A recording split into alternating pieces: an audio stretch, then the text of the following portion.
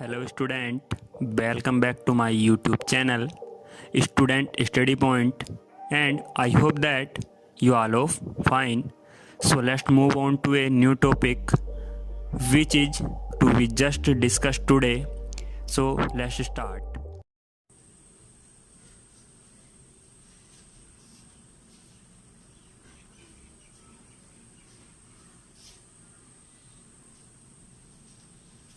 Hi students, 11th class से ये जो आपका थर्ड चैप्टर चल रहा था मोशन इन स्ट्रेट लाइन, ठीक है। तो उसमें हमने आपको अभी तक जो बात की है, देखिए इसका आपकी एक्सप्रेशन तक हमने बात कर चुके हैं। यानी उससे पहले आपको वेलोसिटी, एवरेज वेलोसिटी, उसमें न्यूमेरिकल डिस्प्लेसमेंट, डिस्टेंस, ठीक है, और बात कर रहे थे तो जो फ्रेमवर्क निर्देश तंत्र था उसके बारे में, गति क्या थी, गति के बारे में बात कर चुके हैं। तो जब हम न्यूमेरिकल करा रहे थे तो उस टाइम भी मैंने बोला था, और जब मैं एक्सप्रेशन पढ़ा रहा था तब भी मैंने बोला था कि एक कुछ नई चीज़ है जो इसमें सीखने को मिलेगी। तो देखिए ये वैसे तो इसकी जो डिटेल है, ये जो चैप्टर है ये 12th से है, लेकिन क्योंकि यहाँ कलन विधि, देखिए जो आपने 9th में गति की समीकरण पढ़ी है, मोशन इक्वेशन, तो वे क्या होती हैं आप 9th में केवल ग्राफी मेथड से पढ़ते हैं, ठीक है। अब यहाँ आपके पास दो मेथड हो जाते हैं, एक ग्राफिकल और एक हो जाता है कलन विधि यानी डिफरेंशियल मेथड, ठीक है। तो आपको क्या करना होता है, आपको ये चीज़ सीखनी पड़ेगी। फिर और दूसरी चीज़ देखिए, मैंने जो आपको बताया था रेट ऑफ चेंज, ठीक है। तो रेट ऑफ चेंज जो निकाली जाती है, यानी समय के साथ जब परिवर्तन निकाला जाता है किसी चीज़ का, या किसी एक के सापेक्ष दूसरे में जो परिवर्तन निकाला जाता है वो इसी से निकाला जाता है, ठीक है। तो हमें यहाँ पोजीशन जो वेक्टर होता है उसमें चेंज निकालना होता है, या जो वेलोसिटी होती है उसमें चेंज निकालना होता है, ठीक है। तो वेलोसिटी और जो हमारे को पोजीशन वेक्टर, उन दोनों में चेंज जो निकाला जाता है तो वो हम कैसे निकाल सकते हैं उसके बारे में बात करनी है, ठीक है।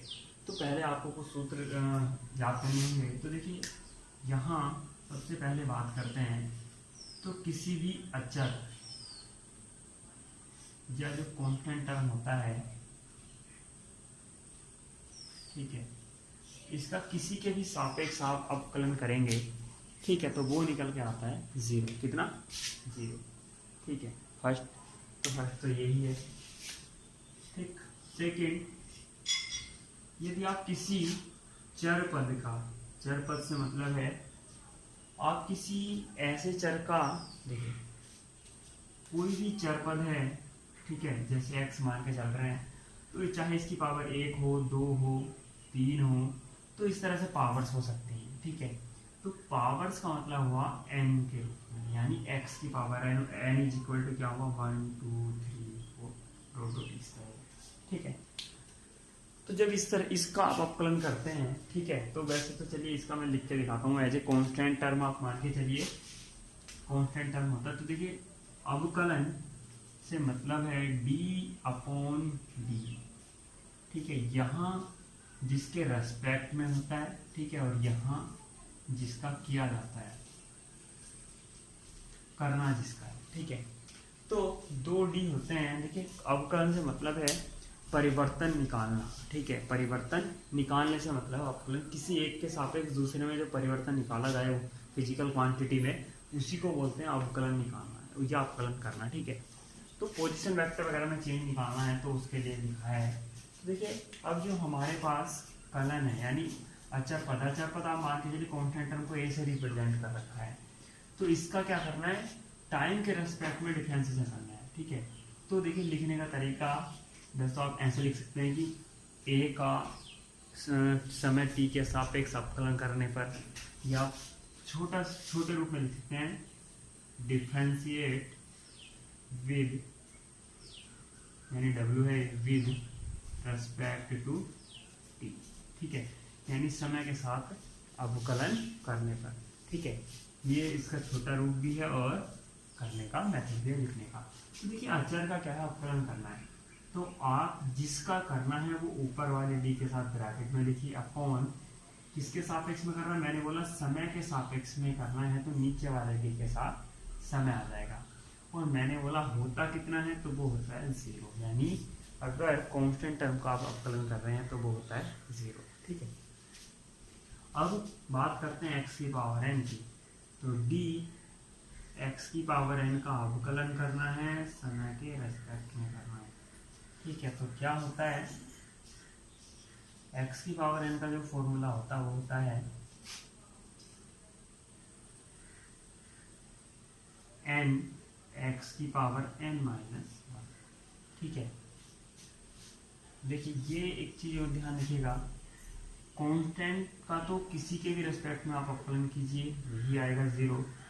लेकिन ठीक है, लेकिन अब यहाँ एक चीज और है, देखिए मैंने यहाँ किसके रेस्पेक्ट में किया हुआ है, t के रेस्पेक्ट में किया हुआ है। ठीक है, लेकिन आप ये ध्यान रखिए कि यहाँ जो ये फंक्शन है तो इसी के यहाँ आप t की पावर n मान के चलिए, t की पावर n।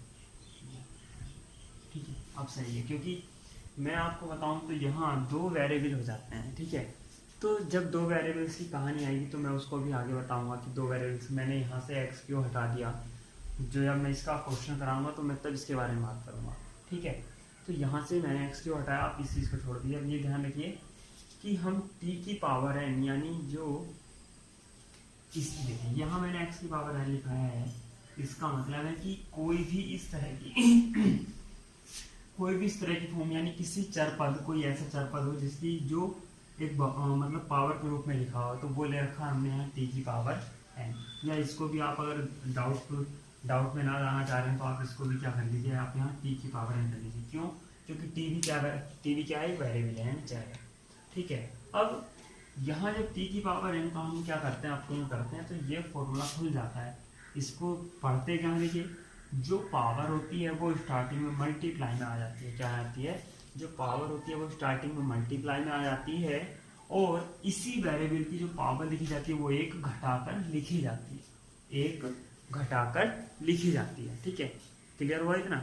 यानी अगर किसी आप क्या कर रहे हैं, अचर पद का अवकलन कर रहे हैं, चाहे किसी के भी रेस्पेक्ट में कर रहे हैं, एक्स वाई जेड कोई भी वेरिएबल हो, चाहे वो टी हो, एक्स हो, A B C D otherwise कुछ भी हो जी, तो उस टाइम जो कांस्टेंट है हुआ उसका कांस्टेंट का जो डिफरेंशिएट होता है वो 0 होता है हमेशा।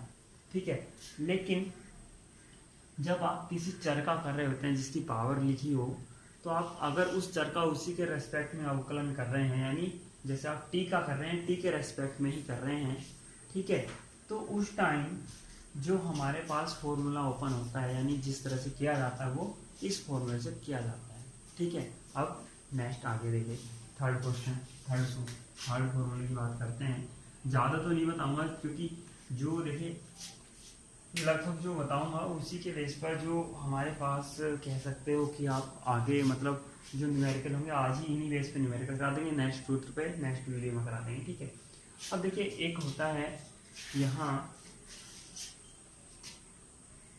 साइन और कोस के ऊपर बेस। ठीक है, या आप ऐसे चलिए कोई नहीं, साइन और कोस को ले लीजिए आप, साइन एक्स या साइन टी या कोस। साइन टी का देखिए ये है ट्रिग्नोमेट्रिकल फंक्शन। तो पहले तो थोड़ा सा देखिए फंक्शन की बात करूँगी, या छोड़िए आज इन दो की बात कर लेंगे और थोड़ा बात करेंगे फंक्शंस के बारे में जिनकी मैं बात कर रहा हूँ। देखिए फंक्शंस आप ऐसे जानते हैं जिनके पास मैथ होगा 10th में तो वो तो थोड़ा जानते होंगे। जैसे आपने देखा होगा एक फंक्शन एक्स वाई जेड के रूप में आप पढ़ चुके हैं। ठीक है, आपने पढ़े होंगे आपने एक फंक्शन पढ़ा होगा ट्रिग्नोमेट्रिकल फंक्शन जिसमें साइन कोस टेन पढ़े हैं। ठीक है, और वेरिएबल्स आप जानती हैं A to Z वाले वेरिएबल होते हैं, यानी A B C D इस तरह के जो भी टर्म है सब वेरिएबल में आते हैं। तो फंक्शन से मतलब देखिए अलग अलग तरीके के फंक्शन होते हैं। जैसे मैं अभी बात कर रहा हूँ साइन की, साइन थीटा। ठीक है, तो देखिए साइन एक ट्रिग्नोमेट्रिकल फंक्शन हुआ। ठीक है, लेकिन मैं यहाँ लिख दूं साइन थीटा की साइन t की पावर n। ठीक है, और मैं इसकी कंपैरिजन करूं साइन थीटा से। ठीक है, तो एक तो ये ट्रिग्नोमेट्रिकल फंक्शन तो साइन मुझे नहीं गया, ट्रिग्नोमेट्रिकल फंक्शन मिला साइन। ठीक, लेकिन जो थीटा की जगह फंक्शन मिला वो क्या मिला मुझे, थीटा की जगह फंक्शन मिला वो मिला t की पावर n। यानी यहाँ दो फंक्शन एक साथ हुए, क्या क्या हुए, एक साइन मिला यानी एक ट्रिग्नोमेट्रिकल मिला और एक वेरिएबल वाला फंक्शन आपको मिल गया, यानी दो फंक्शन आपको यहाँ मिले। ठीक है, तो यानी एक ही जो क्वेश्चंस है, जो एक पूरा फंक्शंस आपको दिया है, ये फंक्शंस जो हमारे पास जो आप कह सकते हो मैथ के अलग अलग रूप होते हैं, उन मैथ के अलग अलग रूपों की यानी यूनिट्स के फंक्शंस का मिश्रण भी हो सकता है। ठीक है, या केवल किसी एक यूनिट का भाग भी हो सकता है। जैसे मैं यहाँ केवल साइन थीटा की बात करूँ तो ये केवल ट्रिग्नोमेट्रिकल जो हमारे पास पार्ट होता है मैथ का, उसका केवल उसका फंक्शन है। लेकिन साइन टी की पावर एन ये दो तरह का फंक्शन हुआ, एक ट्रिग्नोमेट्रिकल फंक्शन और एक एल्जेब्रिक फंक्शन। ठीक है, अब इससे अलग भी और यूनिट्स होती हैं, लोगरिथम होती है। ठीक है, जिसको हम एलओजी करके रिप्रेजेंट करते हैं, जो फिजिक्स में यूज भी होगी। ठीक है, इस तरह से लॉग करके लिखा जाता है। एक e की पावर x के रूप में फंक्शन होता है, एक a की पावर x के रूप में फंक्शन होता है। ठीक है, तो ये अलग अलग तरीके के फंक्शंस होते हैं। ठीक है, तो फिलहाल तो अभी हम बात करें केवल इन दो के रूप में, लेकिन मैंने बात की थोड़ा फंक्शन के बारे में बता देते हैं कि जो हमारे पास क्वेश्चन होगा वो जरूरी नहीं है कि हमारे पास केवल फंक्शन यही होते हैं कि चर हो गया अचर हो गया, यही फंक्शन नहीं होते हैं, या केवल साइन फंक्शन हो गया, ऐसा नहीं होता।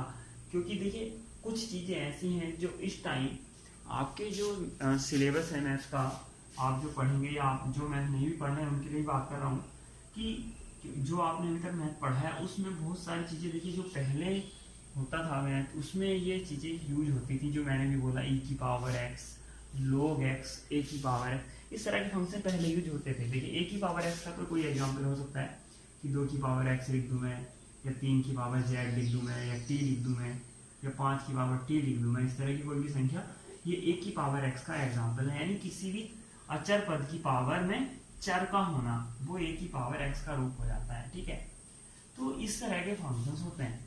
लेकिन देखिए जो फंक्शंस अब मैं बात कर रहा था कि अगर ये जैसे अब यहाँ केवल फंक्शन हमारे पास t की पावर है, लेकिन मैंने इस फंक्शन को ट्रिग्नोमेट्रिकल फंक्शन के साथ लिया था, तो वो क्या हुआ, फंक्शंस का एक ग्रुप हुआ, यानी सिस्टम हुआ। तो सिस्टम का आकलन अभी हम बाद में करना सीखेंगे, लेकिन पहले क्या पता होना चाहिए हमारे पास कि जो अलग अलग केवल एक ही यूनिट वाले फंक्शंस होते हैं, जैसे ये अचर हुआ, चर हुआ, ट्रिग्नोमेट्रिकल फंक्शंस हुए, तो इनका आकलन कैसे किया जाए। ठीक है, तो चलिए साइन वाला फॉर्मूला लिख देते हैं अब, और उसके साथ ही एग्जाम्पल करेंगे।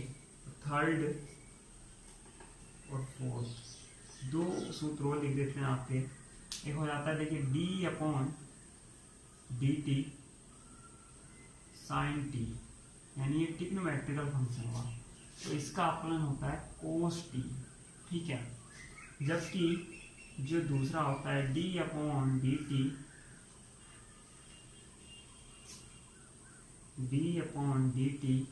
और यहाँ लिखा जाए cos t, तो cos t तो ये चीज़ें तो साइन और cos तो आप जानती होंगे। तो चलिए इसके बात करें तो इसमें हो जाता है, क्या हो जाता है, माइनस के साइन t।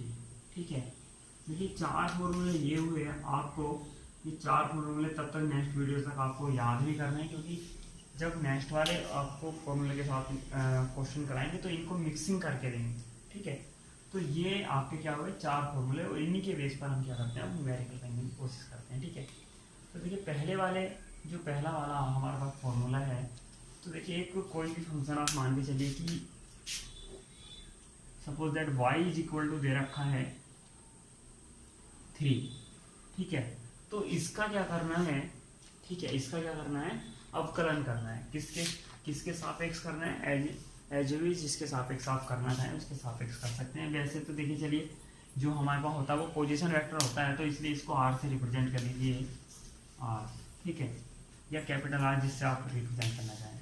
अब आप अगर इसका करते हैं तो अवकलन नहीं आ जाता, तो d जिसका कर रहे हैं r का कर रहे हैं, किसके सापेक्ष कर रहे हैं, t के सापेक्ष कर रहे हैं, तो आप इसे लिखना चाहते हैं ऐसे लिख सकते हैं, differentiate with respect to t। ठीक है, तो कितना आ जाएगा, देखिए d/dt, और यहाँ 3 क्या है, एक कांस्टेंट टर्म है, क्योंकि 3 की वैल्यू फिक्स है। कांस्टेंट टर्म मतलब एक ऐसा मान जो बिल्कुल फिक्स हो, बदल नहीं रहा हो, तो वो कितना हुआ, 0। जैसे देखिए अगर हमारे पास 10 रुपये हैं, तो चाहे अगर हमारे पास 10 रुपये हैं तो चाहे सुबह के 7 बज रहे हो, अगर हम उनको नहीं खर्च कर रहे हैं तो सुबह के 10 बजे भी 10 ही रुपये होंगे, चाहे दोपहर के 10 बजे, दोपहर के 12 बजे आप देखें या 1 बजे देखें तब भी 10 ही रुपये रहेंगे, वैल्यू तो चेंज नहीं होगी। यानी कुछ ऐसी चीज़ें जो फिक्स हैं उनके जो अवकलन होता है यानी उनका जो परिवर्तन होता है वो कितना होता है, 0 होता है। ठीक है, क्लियर? ये तो आपका पहला। सेकंड की बात करते हैं, तो सेकंड में क्या है, देखिए आपको देखिए अब दोनों का मिश्रण देते हैं। ठीक है, मिश्रण की बात करते हैं यानी r इज इक्वल टू बात करते हैं, बात कीजिए 2 प्लस टी की पावर 4 की बात कर लेते हैं। ठीक है, टी की पावर 4 की। तो देखिए अब क्या हुआ यहाँ d r upon d t, यानी चलिए वो लिख देते हैं line, differentiate with respect to t, यानी टी के सापेक्ष अवकलन करने पर। तो d r upon d t is equal to d upon d t, और यहाँ ब्रैकेट में क्या जाएगा, जिसका करना है यानी जो फंक्शन हमने लिख रखा है। तो कितना आ जाएगा, देखिए इसको अलग अलग यहाँ प्लस का चिन्ह बीच में, तो दोनों जितने चिन्ह हो सकते हैं उतनी बार इसको लिखा जा सकता है अलग अलग। तो डी अपॉन डी टी यानी यहाँ आ जाएगा 2 plus D upon d t और टी की पावर 4। आप इसको ऐसे समझ के चलिए कि डी अपॉन डी टी की हमने अंदर मल्टीप्लाई करती ब्रैकेट में। ठीक है, तो इसका कितना आ जाएगा, देखिए इसका तो 0 हो जाएगा प्लस, अब ये वाला फॉर्मूला बन जाता है आपका सेकंड वाला टी की पावर n वाला। तो क्या था, देखिए n की जगह इससे आप कंपेयरिंग करिए इसकी, तो मैं टी की पावर 4 n लिख देता हूँ। देखिए तो n की वैल्यू कितनी आ गई, 4 आ गई, इसकी n की वैल्यू कंपेरिजन करने पर। तो यहाँ क्या फॉर्मूला है, n इंटू का मतलब n की जो वैल्यू वो आगे आ गई होगी, तो आगे कितनी आ गई, 4 गुणा टी की पावर, यानी जो वेरिएबल लिखा हुआ था वही वेरिएबल आ गया। ठीक है, ऊपर कितना है n, यानी जो n की वैल्यू थी 4 माइनस 1 लिखा हुआ तो माइनस 1, तो कितना आ जाएगा, 0 का कोई मतलब नहीं है, तो 4 टी की पावर 4 में से गया 3, तो d r upon d T आपका कितना निकल के आया, 4 टी की पावर 3। तो ये आपका क्या हुआ, इस पोजीशन वेक्टर का यानी पोजीशन जो एक कण की है समय के साथ परिवर्तित हो रही है, इसका क्या हुआ, अवकलन हुआ। ठीक है, और देखिए ये जो आप निकाल कर ला रहे हैं ये D r upon d T, मैंने बोला ये स्थिति सदिश यानी पोजीशन वेक्टर, तो इसी पोजीशन वेक्टर को या स्थिति सदिश को बोला जाता है बी, यानी वेग बोला जाता है। क्या बोला जाता है, बी। यानी अगर किसी वस्तु का समय के सापेक्ष स्थिति सदिश आपको दे रखा है, ठीक है, किसके सापेक्ष, समय के लिए स्थिति सदिश दे रखा है, तो आप क्या कर सकते हैं, उसका एक बार यानी फर्स्ट टाइम डेरिवेटिव करके यानी अवकलन करके उसका वेग आप प्राप्त कर सकते हैं। ठीक है, यानी एक बार आप अगर किसी पोजीशन वेक्टर का अवकलन करते हैं, ये ध्यान रखिएगा आप जो बोल रहा हूँ ये इंपॉर्टेंट लाइन है, तो यदि आप एक बार किसी पोजीशन वेक्टर का अवकलन करते हैं, ठीक है, तो उससे क्या प्राप्त हो जाता है, आपको वेग प्राप्त हो जाता है।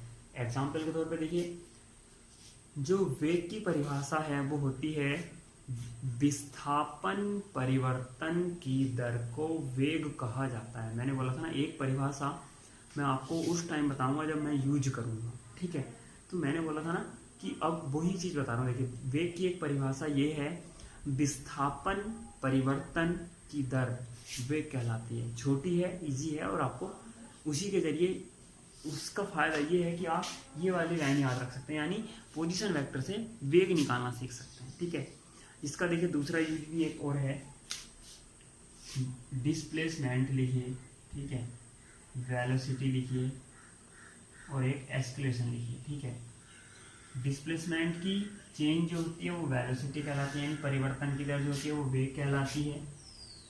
वेग परिवर्तन की जो दर होती है वो क्या कहलाती है, त्वरण कहलाती है।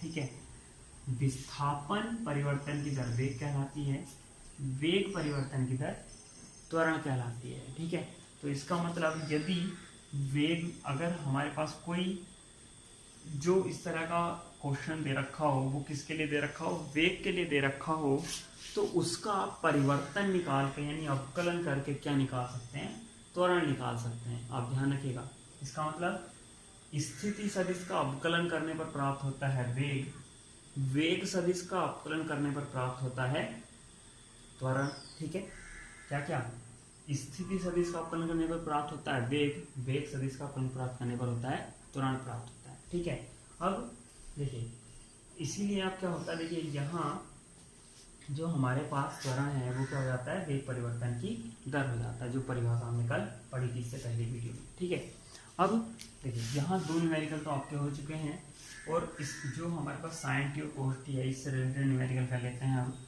ठीक है, तो देखिए बात करते हैं साइन टी और कोस टी के लिए न्यूमेरिकल्स की। तो देखिए ये वाली जो लाइन है मैंने आपको इसलिए ज़्यादा डिटेल्स में उस टाइम डेफिनेशन में टाइम नहीं बताई थी वेलोसिटी की और एक्सेलरेशन के, क्योंकि उस टाइम ये अवकलन आपको नहीं पता था। अब आपको पता है तो इसलिए आप ये डेफिनेशन मैंने यूज किया। तो देखिए दोनों को ही एक साथ यूज कर लेते हैं। y बराबर मैं लिखूँ 2 sin t plus cos t. ठीक है, तो इसका क्या करना है, डेरिवेटिव करना है t के रेस्पेक्ट में। तो differentiate with respect to t। ठीक है, तो dy अपॉन dt, ठीक, यानी किसका करना है, y का करना है, और किसके सापेक्ष करना है, t के। तो d upon dt 2 sin t plus cos t. ठीक है, मैंने बोला था आप ऐसे समझ के लिए मल्टीप्लाई अंदर करनी है तो मल्टीप्लाई कर लीजिए। तो कितना रहेगा 2 sin t plus d upon d t cos t. अब यहाँ पर एक नई चीज़ और सीखने को मिलेगी। देखिए मैंने बोला था कांस्टेंट टर्म का अवकलन होता है 0, लेकिन दो क्या है, कांस्टेंट है। लेकिन आप ये ध्यान रखिए कांस्टेंट टर्म जब अकेला हो, कोई इसके साथ कोई फंक्शन ना हो, कोई वेरिएबल ना हो, तभी उसका अवकलन 0 होता है, वरना वो जैसे है वैसे का वैसे ही आपको उसको लिखना होता है। क्योंकि यहाँ दो कांस्टेंट तो है लेकिन एक फंक्शन के साथ यानी वेरिएबल के साथ मल्टीप्लाई में लिखा हुआ है, चाहे मल्टीप्लाई में हो या डिवाइड में हो। यदि कोई कांस्टेंट टर्म मल्टीप्लाई और डिवाइड में लिखा है तो उसका अवकलन शून्य नहीं होता। ठीक है, अवकलन शून्य कब होता है, केवल जब वो अकेला लिखा हो। ठीक है, ये इस टाइम कांस्टेंट टर्म नहीं है, केवल वैल्यू कांस्टेंट है, दो की दो कांस्टेंट वैल्यू है, लेकिन दो मल्टीप्लाई में लिखा हुआ साइन टी के साथ, तो फंक्शन हो जाता है 2 sin t। ठीक है, तो ये एक कांस्टेंट फंक्शन नहीं हुआ। ठीक, इसलिए इसकी जो वैल्यू है वो दो की दो ही रहेगी, इसमें कोई चेंज नहीं होगा। और मैंने बोला साइन टी का अवकलन कितना हो जाता है, कोस टी, तो साइन टी की जगह लिख देंगे कोस टी। या चलिए एक लाइन बढ़ जाएगी, आपको कुछ पता तो लग जाएगा, डी अपॉन डी टी, दो बाहर आ जाएगा, यानी जो कांस्टेंट वैल्यू होती हैं वो अवकलन करने से पहले यदि मल्टीप्लाई में लिखी हो तो बाहर निकाल दी जाती हैं। प्लस कोस टी का देखिए क्या लिखा था, माइनस के साइन टी, तो इसका कोस टी का हो जाएगा ब्रैकेट में माइनस के साइन टी। कितना रहेगा, 2 sin t का हो जाएगा cos t minus sign T. ये आपका क्या हुआ, क्या हुआ इसका आंसर। ठीक है, तो अब देखिए आपके पास चारों फॉर्मूले के ऊपर अकॉर्डिंग क्या हो गए, क्वेश्चन हो गए, तो फॉर्मूले आप नोट कीजिएगा। और अब बात करते हैं इसकी, आपको होमवर्क के लिए क्वेश्चन देते हैं और आप जो क्वेश्चन घर पे कॉपी पे कीजिएगा। ठीक है, और ना हो तो उनको कमेंट्स में जाके लिख दीजिएगा। ठीक है, उन्हीं क्वेश्चन जो आप क्वेश्चन लेंगे या जो क्वेश्चन आपसे नहीं हो रहा था उसी क्वेश्चन को हम यहाँ वीडियो में या नेक्स्ट वीडियो में करके दिखा देंगे। तो first question y is equal to t की पावर 3 माइनस 4। ठीक है, इसमें कांस्टेंट टर्म और वेरिएबल वाला टर्म दोनों एक साथ दे दिए। ठीक है, सेकेंड y बराबर 2t की पावर 5 प्लस t की पावर 2 माइनस 3। देखिए यहाँ तीन टर्म्स हैं, 1 2 और 3। ठीक है, तो अब इन तीन टर्म्स को आप अलग अलग वही करके कर लीजिएगा, एक एक टर्म में ले लीजिएगा। ये दो यहाँ वेरिएबल नहीं है, ये मल्टीप्लाई में आ जाएगा। ठीक है, टी की पावर 5 और टी की पावर 2 का जैसे आप करते हैं वैसे कर लेंगे। Third y is equal to t की पावर 4 3t की power 4 minus k sine t. ठीक है, fourth y is equal to t की power 5 plus 5 cos t, and last y is equal to 3 40 minus plus 4 sin t। ठीक है, ये आपके लिए होमवर्क है और इसको आप घर पे करके दीजिएगा। नहीं होंगे तो क्वेश्चन आप कमेंट में भेज दीजिएगा या बता दीजिएगा।